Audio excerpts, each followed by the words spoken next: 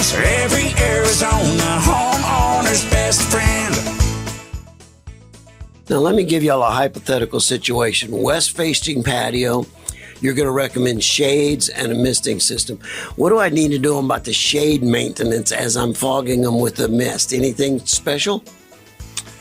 Yeah, so water quality is very important on this, and also airflow. So there's a lot more things to consider when you're doing a shade and a mist system, because then you got to factor in how do you want to live in that space, if you want both of them going at the same time or just one or the other.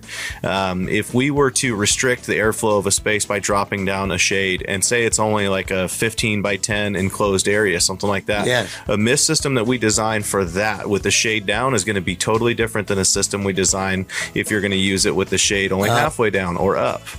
So there's factors to consider. Also, if you have soft water, even still, on one of those drop shades, you're going to put in salt or potassium in your brine tank for the softener.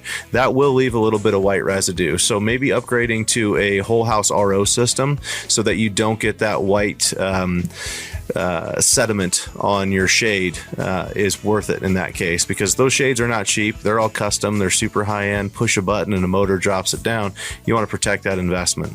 And even soft water in that case can show some residue. So there's different ways of doing it, but really you need to factor in, how are we going to live in this space when we're going to be using it the most? And sometimes the answer is leave the shade halfway down so that when you're sitting in your chair, your patio furniture, the sun is not blasting you in the face, but you still cool the air and leave room for some airflow. So there's different things to go through and consider when you're talking about those combinations of things.